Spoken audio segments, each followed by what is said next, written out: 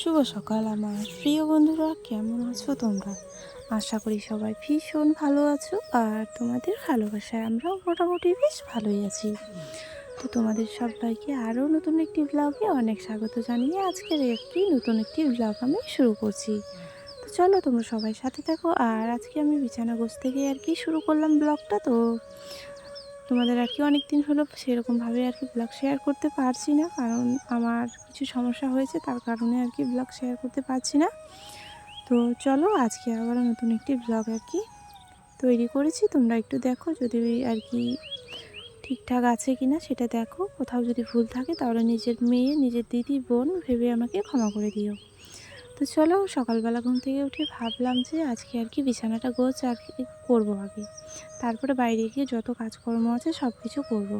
তো সেই জন্য বিছানাটা গোছ আমি করতে শুরু করেছি, কারণ কালকে রাতে কোনো রকম শুয়ে পড়েছি আমি, সেরকমভাবে গোছ কাজ করা হয়নি। চারিদিকে একদম কাপড় ছিটিয়ে সরিয়ে পড়ে আছে। তো ভাবলাম যে না, বিছানাটা অনেক দিন হয়ে গেল গোছ কাজ করতে পারছি না, এত টাইমের অভাব হয়ে যায় আমাদের, কি বলবো। আর এইদিকে আমার বিছানা চাদরটা হয়ে গেছে ছোট, কারণ বিছানা চাদরটা যখন নেই তখন একটাই হচ্ছে, তখন তখন কিন্তু তারা বলে যে দুটো হয়ে যাবে খাটের, কিন্তু হয় না।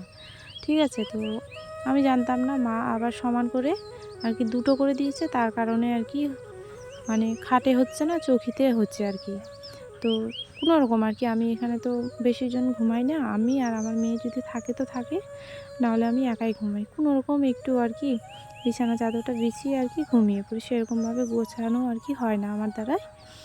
তো চলো আজকে ভাবলাম একটু যে গোছ কাজ করে রাখি। আর বাড়িতে আবার আত্মীয় এসছে, তো তাড়াতাড়ি করে ঘুম থেকে উঠে কাজকর্মগুলো তাড়াতাড়ি সেরে ফেলতে হবে, কারণ ওরা আবার বাড়িতে চলে যাবে, তো তার কারণে। তো চলো এইদিকে আমি দেখো বিছানাটা মোটামুটি গোছ কাজ হয়ে আসলো। তো চলো একটু ছেড়ে দিই, তারপরে আমার বিছানাটা গোছ করা কমপ্লিট হবে। তো আমাদের ছোট্ট একটা মাটির ঘর, তো কোনোরকম খাটটা ধরেছে, আর শোকেসটা ধরেছে। তো চলো এদিকে দেখাই ঘরটা। এই যে দেখো, সব দিকে এলোমেলো, উপরে ওই জায়গাতে কোনো পর্দা নেই, কারণ ওই জায়গাটাতে ইঁদুরের এত উৎপাত, মাটি শুধু উপর থেকে ফেলে, তার জন্য ওই জায়গাটাতে ফাঁকা রেখেছি। আর আমি শুয়ে শুয়ে ভিডিও বানাচ্ছি আর ফ্যানের হাওয়া খাচ্ছি। তো চলো, আর এদিকে আমাদের ঘরে একটা ছোট্ট ফ্যান লাগানো আছে, গরম লাগলে এখানে এসে আমি শুয়ে পড়ি আর ফ্যান চালিয়ে রাখি। আর বাবা কোন সকালে যে গেছিলো জমিতে কচু তুলতে, আমি বুঝতেই পারিনি। ঘুম থেকে উঠে দেখছি বাবা একদম কচু তুলে একদম জমি থেকে নিয়ে চলে এসছে বাড়িতে। তো এখন কচুগুলো ভালো করে পরিষ্কার করছে, যেহেতু মাটি আছে অনেকগুলো গায়ে লেগে, তার জন্য পুরো ভালো করে আগে পরিষ্কার করে নিচ্ছে।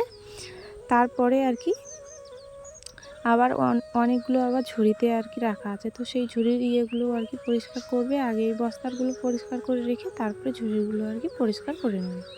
তো চলো যাই হোক, এদিকে মোটামুটি বাবার ধোয়া হয়ে গেছে, কারণ প্রচুর মাটি লেগে থাকে। আর বৃষ্টি তো বুঝতেই পারছো, কয়েকদিন ধরে তো বৃষ্টি হচ্ছেই, কয়েকদিন না 1 মাস হয়ে গেল মনে হয়। তো তার কারণে মাটিটা অনেকটা নরম হয়ে আছে, আর কচুটা তুলতে গেলে পরে বেশি মাটি উঠে আসে। তো চলো, বাবা খুব কষ্ট করে নিয়ে এসছে জমি থেকে। আর এদিকে দেখো এক ঝুড়ি আছে এখনও। তো কচুর সাইজগুলো দেখেছো কত সুন্দর। তো আমাদের বাড়িতে কচু কিন্তু বেশ সুন্দর হয় প্রতি বছরেই, কারণ বাড়িতে আমরা করি চাষ, তো সেরকমভাবে সার বীজ দেওয়া হয় না, তার জন্য কুটকুট যে করে, গলা কুটকুট করে ধরে না, তো তার কারণে বেশি সার বীজ দেওয়া হয় না, না হলে পরে কেউ খেতে পারবে না।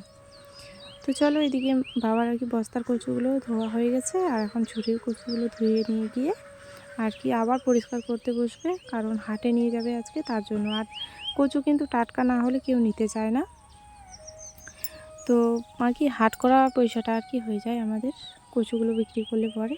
বেশি নিয়ে যায় না, 10 থেকে 15 কিলো বা 20 কিলো এরকম বিক্রি করতে নিয়ে যায়। আর এদিকে মা কালকে আমাদের এখানে বিক্রি করতে একটা লোক নিয়ে এসেছিলো, তো মা আবার গেছিলো স্ট্যান্ডে, ওই স্ট্যান্ড থেকে এই কাঁকড়াগুলোকে নিয়ে এসছে। তো এর আগে আমরা কাঁকড়া খেয়েছি, ওগুলো জমিতে পাওয়া যায়, আর এগুলো কিন্তু জমিতে পাওয়া না, এগুলো হচ্ছে পুকুর, খাল, বিল, নদীতে এইসব জায়গায় পাবে।